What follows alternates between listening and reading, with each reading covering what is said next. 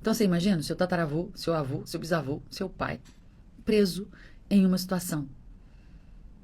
Né? E vai ser muito difícil de você se libertar disso. Então, se você precisa olhar para trás e entender aonde a minha família estava presa, emocionalmente, espiritualmente, né? E o que eu carrego, o que eu estou carregando, quais são as dores que eu carrego da minha família, das gerações passadas. Né? Eu vou dar um exemplo, tá? Tem vários exemplos, mas vou te dar um exemplo. Famílias que vieram de divórcios. Então, você olha para trás, o bisavô divorciou, o avô divorciou, o pai divorciou e você divorciou. Eu quero falar um pouquinho com vocês sobre isso, né? Como alguém pode sentir saudade de um lugar onde ele foi escravo? Como alguém pode sentir saudade de um lugar onde ele foi maltratado, onde ele foi humilhado, onde ele foi rejeitado, onde ele foi traído, onde ele foi abandonado? Como alguém pode ter saudade desse lugar? Vamos lá, nós estamos falando sobre cativeiros da alma, né? Tem muitas prisões que não são físicas, prisões que são emocionais, prisões que são espirituais. Quantos de nós estamos presos emocionalmente, presos espiritualmente? Semana passada a gente falou muito sobre discernimento espiritual, que é muito importante ter o discernimento espiritual, porque o discernimento espiritual é que vai nos mostrar, nos revelar, nos direcionar, né? O que acontece conosco, o que está acontecendo conosco. Muitos de nós estamos vivendo, estamos namorando, casando, estamos vivendo a nossa vida, mas estamos presos ou emocionalmente ou espiritualmente. E é muito importante ter esse discernimento para que a gente tenha uma vida mais leve e mais saudável. E nós também precisamos entender que, além das questões emocionais, existem as questões espirituais. Né? As emocionais, a gente sabe que existe. A gente tem convicção que existe. Né? Nós temos as nossas emoções. Né? Então, a gente sabe que existe. A gente sabe que a gente está sujeito a elas. Né? Então, compreender isso é muito importante. Mas também compreender que existe uma dimensão espiritual e que nós também estamos sujeitos a elas, também vai fazer diferença na nossa vida. É muito, muito, muito importante entender isso. Existe uma batalha espiritual. Existe pecado. Existe tentação. Existe opressão. Todas essas coisas existem. E elas são reais, mesmo que a gente não acredite. Elas não existem porque eu acredito ou deixo de acreditar. Elas existem. Elas são reais, assim como as nossas emoções são reais, e muitos de nós estamos presos emocionalmente. A gente falou muito sobre isso nas lives das feridas emocionais, né? Pessoas competentes, inteligentes, pessoas capacitadas, mas pessoas que não conseguem desenvolver todo o seu potencial, porque estão presas emocionalmente em dores que carregam. Muitos estão presos, a alma está presa em prisões espirituais. Né? Então, existe a necessidade de discernimento e existe também a necessidade de entendermos a autoridade de Deus sobre as nossas vidas.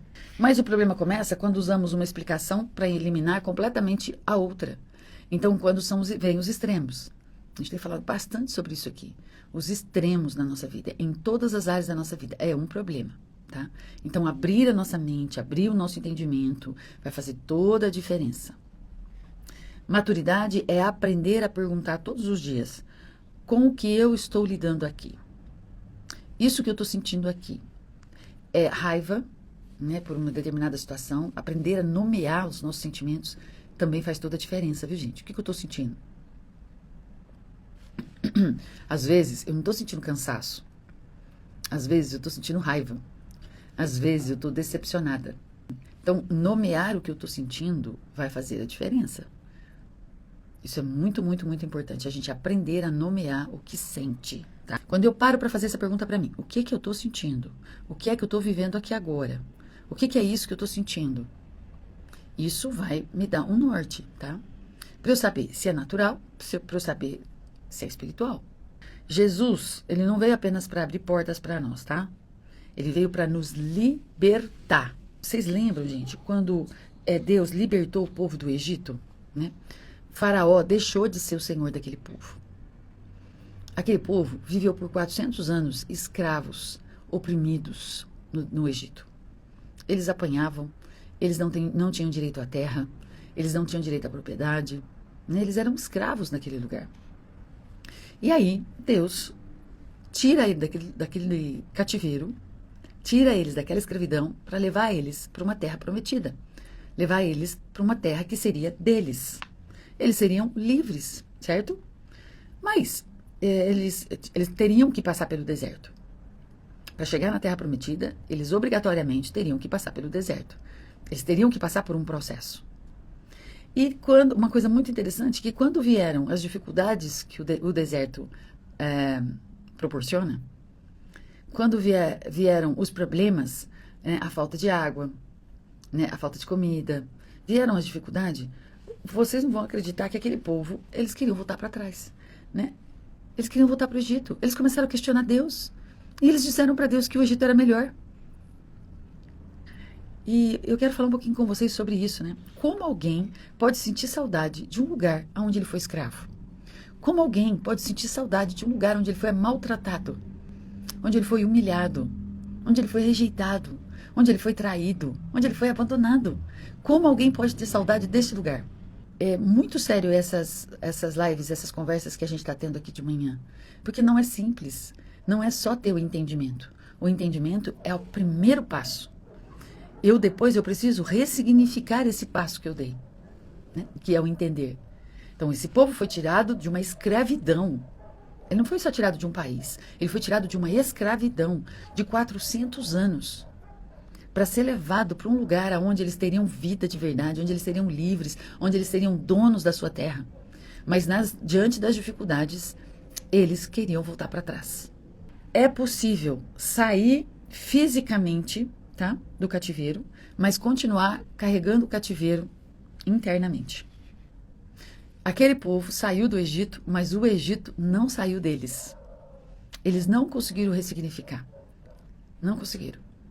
Deus guardou eles. Quando eles faltou água, Deus deu água. Quando eles pediram carne, Deus deu. Deus deu uma nuvem para cobrir eles de dia, para o sol não matar eles, porque eles estavam no deserto. E Deus colocou colunas de fogo à noite para guardá-los do frio, porque no deserto é muito frio à noite. Eles estavam vivenciando algo sobrenatural. Eles passaram o Mar Vermelho a seco. Eles viveram experiências incríveis. Mas eles não conseguiram fazer a parte deles, que é tirar o Egito de dentro deles. Tirar a escravidão de dentro deles. Então, outra coisa que a gente tem falado bastante aqui para vocês, tá? Jesus já levou na cruz. Está consumado. Ele estava morrendo e ele disse, está consumado. Ou seja, está pronto. Está tudo pronto. Tudo que tinha que ser feito, foi feito. Certo? Em Efésios 1:2, capítulo 1, versículo 2, diz que Deus já nos deu todas as coisas. Deus já nos preparou todas as coisas. A terra prometida já estava pronta. Né? Deus já tinha providenciado, já estava pronta. Deus estava encaminhando eles para a terra prometida. Deus estava guardando eles no processo. E mesmo assim, a parte deles, eles não deram conta de fazer. Então, quantos de nós não damos conta de fazer a nossa parte? De fazer aquilo que temos que fazer? Porque nós não estamos isentos de fazer a nossa parte. Nós precisamos tomar uma decisão. Nós precisamos buscar ajuda. Se for cativeiro espiritual, buscar ajuda em oração, né? Para que alguém possa orar conosco, concordar conosco, que a gente possa renunciar ao nosso pecado, renunciar aos pactos que fizemos no passado. Lembra? Falamos tudo isso nas lives passadas, né? Os pactos que fazemos, as dores que carregamos, o pecado que cometemos. Temos que confessar os nossos pecados, temos que renunciar aos nossos pactos, temos que fazer isso, temos que fazer a nossa parte. Nós precisamos aprender fazer a nossa parte. Temos que procurar alguém para orar conosco, para jejuar conosco, para ajudar a gente no processo de libertação. Para Satanás entrar na sua vida, para Satanás arrebentar com você, basta apenas uma brecha. A gente chama de brecha. Tá? Uma frestinha. Uma oportunidade. Ele vai entrar na sua vida e vai arrebentar com você. Mas para ele sair, não é fácil. Para ele sair não é fácil, não. Para ele sair, precisa ter muito jejum, muita oração, porque senão ele não vai sair. Tá? Não é fácil, não, gente. Então, tome cuidado com as decisões, tome cuidado com as palavras, tome cuidado com o seu posicionamento, tome cuidado com o pecado, tome cuidado com os pactos, tome cuidado com os relacionamentos, tome cuidado, porque basta apenas uma frechinha assim, ó, uma oportunidade pequenininha para ele entrar. E depois que ele entra, ele dá muito trabalho para sair, mas muito trabalho para sair. Ele não sai simplesmente porque eu quero que ele saia, não. Não. Se você der autoridade, der legalidade para ele entrar, dá muito, muito trabalho para sair. Tá bom? Então, é muito sério. Olha esse povo. Esse povo, eles perderam a oportunidade de ter a terra prometida. Porque eles não conseguiram tirar o Egito de dentro deles. Eles não conseguiram. O Egito, né, é uma analogia do mundo, né? Tipifica o mundo. Eles não conseguiram tirar o mundo de dentro deles. Não conseguiram. E a pergunta, né? Como é que alguém sente saudade daquilo que foi tão ruim na sua vida? Daquilo que trouxe tanta dor na sua vida? Como? A escravidão, ela tem a capacidade de nos cegar, gente. Ela nos cega emocionalmente e espiritualmente. As prisões da alma, as prisões do espírito têm esse poder de nos cegar. Entenderam? Como assim? É muito sério o que a gente está falando aqui. Vai exigir de nós posicionamento, vai exigir de nós entrega, vai exigir de nós renúncia. Todos os dias nós vamos precisar rever a nossa postura, o nosso posicionamento. Porque tudo já foi feito, está consumado, gente. Não é automático. Nós precisamos fazer a nossa parte. Eles não deram conta de deixar o Egito.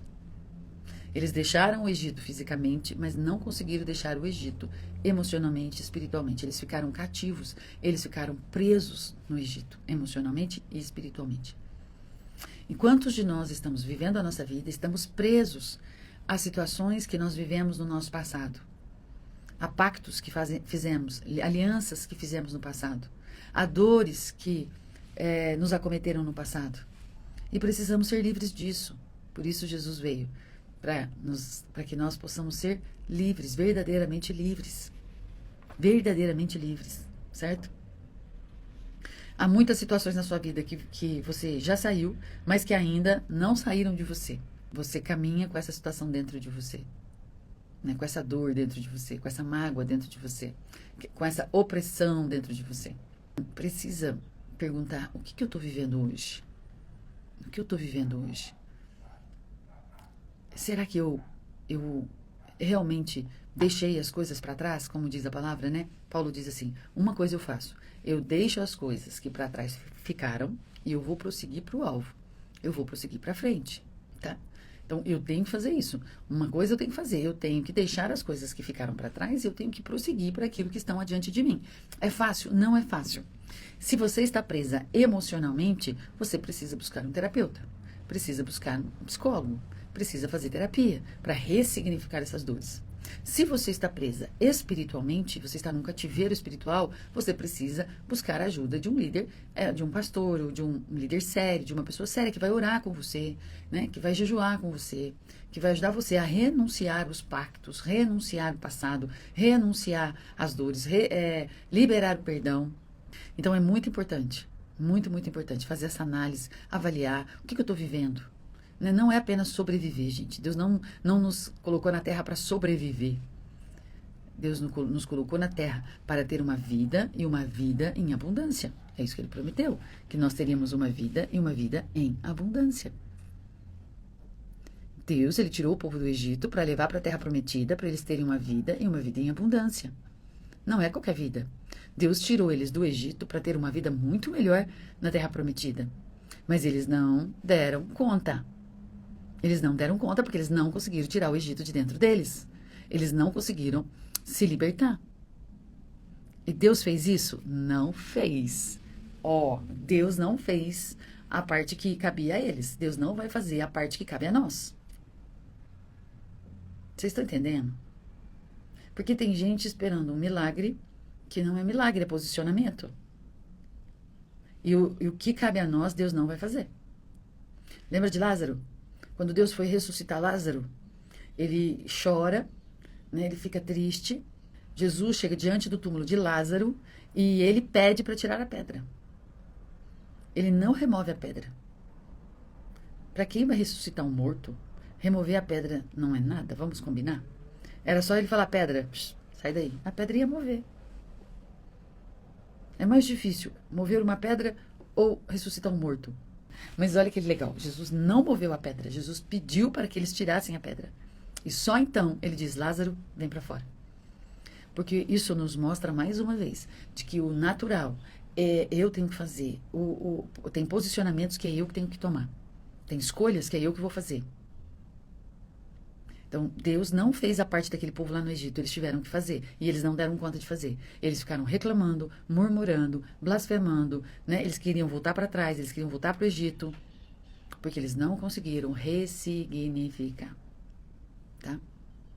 E se você não conseguir ressignificar, você vai passar uma vida toda reclamando, murmurando, colocando a culpa nos outros, olhando para você como coitadinha. E você não é coitadinha.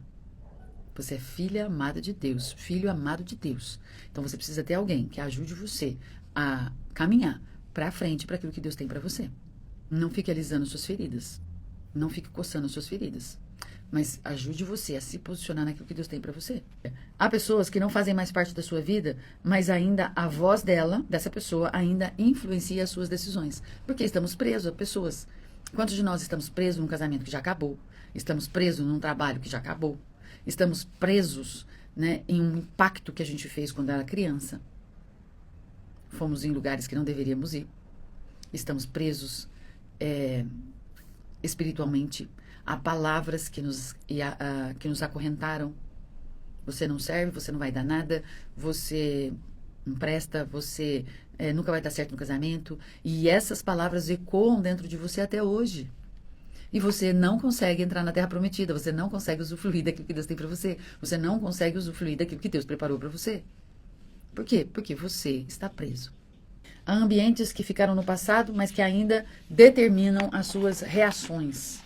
Há acontecimentos que terminaram há muitos anos, mas emocionalmente parece que aconteceram ontem. Olha, o processo de construção de uma liberdade, ela não é apenas momentânea, tá? Por isso que chama processo, tá bom? Existe uma decisão que somente você pode tomar. A decisão de parar de proteger aquilo que está aprisionando você. Porque algumas pessoas podem pedir assim, olha, Deus, me tira dessa prisão. Enquanto continuam abraçadas às próprias correntes.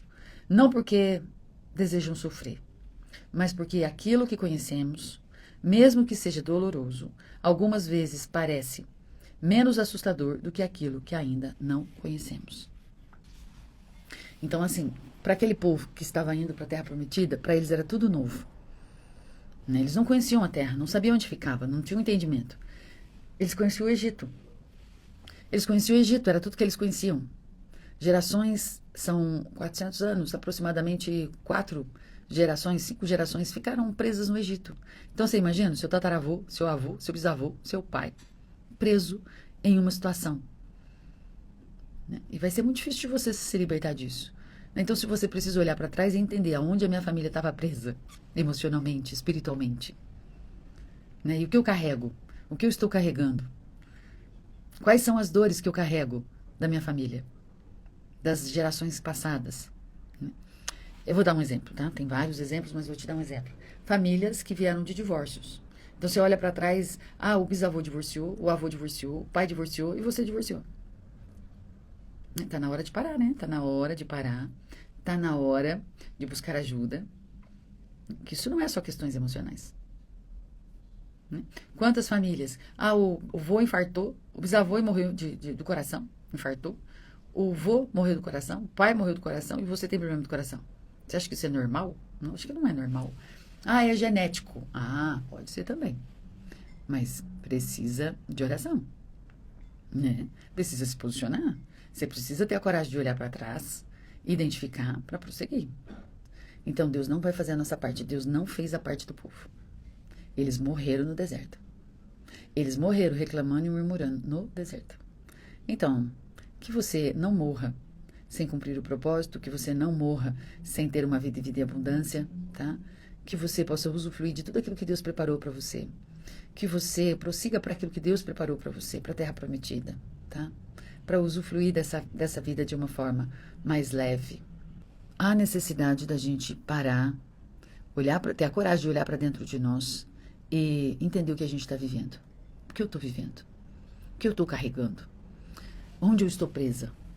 Onde eu estou cativa, né? Que é o nosso tema dessa semana, os cativeiros da alma, né? Eu estou preso espiritualmente, eu estou preso emocionalmente, Eu estou preso emocionalmente a um casamento que acabou. Eu estou presa espiritualmente a um pacto que eu fiz, a uma palavra que liberaram na minha vida. Aonde eu estou preso? O que tem me aprisionado, o que tem me impedido de ser quem eu poderia ser? De desenvolver todo o meu potencial.